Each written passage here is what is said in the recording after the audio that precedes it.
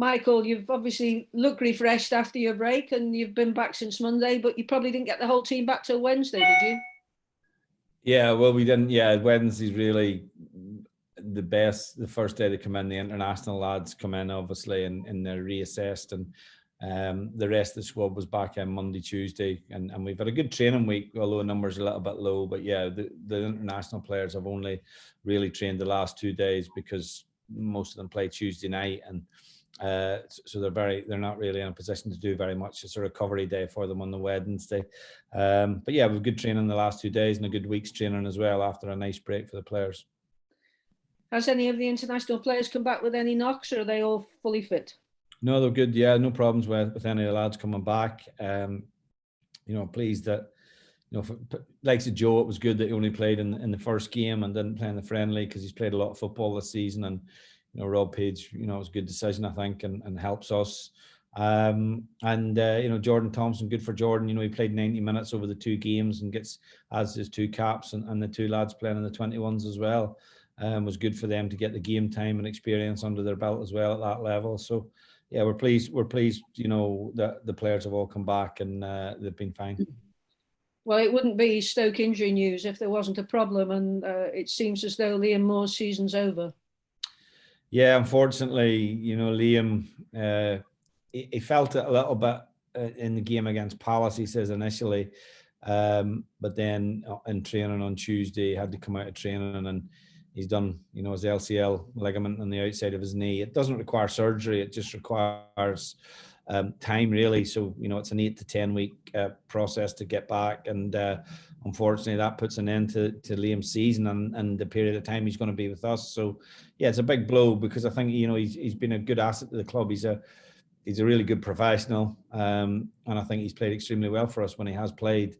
And unfortunately, as I say, the time has just been cut short by this injury. But hopefully he'll be back soon, fit rather, for the start of next season. And, he's obviously got his own situation to resolve and sort out at Reading as well. Is there any good news on any of the other players in the break? I mean, has Jaden Philogene-Bidace improved? Yeah, he's improved. We hope that he may come into contention for tomorrow, but no positive news on any others, to be honest. They won't be into contention. Nick Powell's still unavailable to us, and so we just have to see whether Jaden, what his state is today, how he feels after a little bit of training today. But it would be probably a long shot for him to be included, to be honest. Well, you reminded me at the last post-match that it's one game at a time for the rest of the season. So Sheffield up next. They've had a really good second half of the season. They've gone from 16th to 5th, and you'll obviously be welcoming back Rhys Norrington-Davies. Phil Jagielka has good ties with them. How difficult do you see this game being? I think it's as difficult as any of the games when you're playing teams at the top. I think, Sheffield United's form, certainly in the second half of the season, probably compares with any team in the league, really. It's up there with Fulham. They had a very difficult start. A new manager came in and they found it difficult, I think, adapting to being back in the Championship. But they've sorted that out within themselves. They've changed the manager, a manager that knows the club and knows the Championship. So I think they're in a strong position, and they've got a good squad, and a lot of players. They've got a lot of good players and a lot of strength and depth in their squad as well. So it'll be a tough test for us, but it's a game that we relish. We were disappointed to lose there earlier in the season. To be honest, I felt we let a game slip, and we have to try and make amends for that tomorrow. The result against Millwall must have helped your confidence, and it was the application and the endeavour of the players. I mean, Jacob Brown was disrupting Millwall every chance he got. DiMaggio Wright-Phillips was doing all the work he could, and you were on the front foot and far more control. It's got to be more of the same, hasn't it, for this next match? Yeah, I think it has. I think sometimes the result can mask the performance, if I'm honest. And I think that, when I look at the games, I don't think that we've not played with endeavour or with the right attitude in any games this season. At times, maybe we haven't played as well as what we'd liked, but it's never been down to attitude. And so, I think we got a good response. The players, know themselves that they have let points slip in this period of time, and they want to address that. You know, they all have their own individual situations to consider as well. But, you know, what we got from the wide players in the game against Millwall is what we require playing in that system, where, you know, they need to be able to do the work, they need to be able to do the defensive work. And that means we're harder to break down as a team, but equally it means we're in a better position to attack as well. And I think, you know, as much as those two players, I thought Josh Maja had a great game as well. He linked the play very well for us, and the midfield were excellent as well. And all around, it was a very strong team performance. And we have to obviously, you know, take that forward into the game tomorrow and try and obviously not only replicate it, but obviously try and improve on it as well. I mean, as you've said, everybody played well, and Timon and DiMaggio played really well. They worked well together, but the team looked better balanced all the way through in that formation. Is it one you're going to try and stick with now, or are you not going to tell me? I think we could get bogged down in formations at times, don't we? But really, like at the same time, you know, I don't think that's the most important thing. Is where the players are in themselves, confidence-wise. You know, when we played at the start of the season, we played consistently with a back three, and I think you know, everyone was happy with that. When you're winning games, people are happy with the system. When you're not winning games, they're not happy with the system. But the reality is, it's about players rather than systems. And Josh has had an excellent season. Young DiMaggio coming back in, I thought he did very well in the Millwall game. He's looked sharp. He had a little period where he had a little bit dip and came out of the team for a few weeks, but was always around it. And you know, younger players stepping through. You know, we see the likes of Will Forrester, Tom Sparrow training and potentially being part of the squad tomorrow as well. So there's a lot of positives around the younger players and their involvement.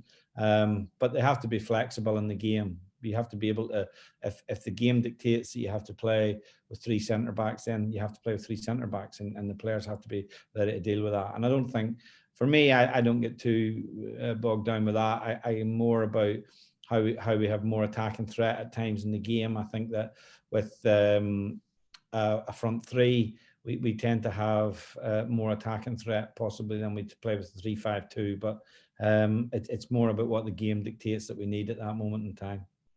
Well, you know, it's been a challenging period, and the dressing room stuck together and got through it. But it's really important to have a good end of the season to help when you're looking at the future for the club, for recruitment wise, for other players, as well as those are the ones that have got big decisions now on their contract moving forward. It's an important time for the club, isn't it? Well, it is. Like, as we come, you know, we're in a period now where we've probably got more, I suppose, freedom in the transfer market than we've had for some time, in the sense that, you know, players who are coming out of contract are typically the higher earners at the club. There's been a big readjustment of the wages in the club in this period as well.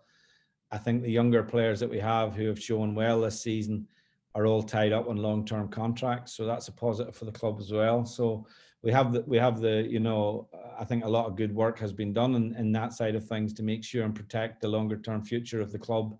And those players who are out of contract, you know, the decision will be made, you know, by us as a club whether we decide to keep them or not. And then it's a decision for the player whether he wants to stay, and that's pretty much the process. And there's nothing, if players leave, we wish them well when they do. And the important thing is that, you know, we try and recruit the right players in the next transfer window, and that's something which is always a challenge. We're not in a position where we're spending money on players and spending any great sums of money on players, so our recruitment has to be very selective. It's quite a narrow pool of players that we're going to be able to choose from. The free agents in the market are probably going to be too expensive for us because their wages will be too high.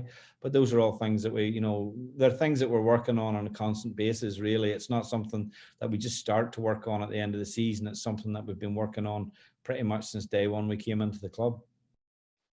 You probably saw the women's game, Real Madrid against Barcelona, had a fairly high amount of people watching, but our ladies team, our women's team, are on home on Sunday. They got 4 games left. They need the points.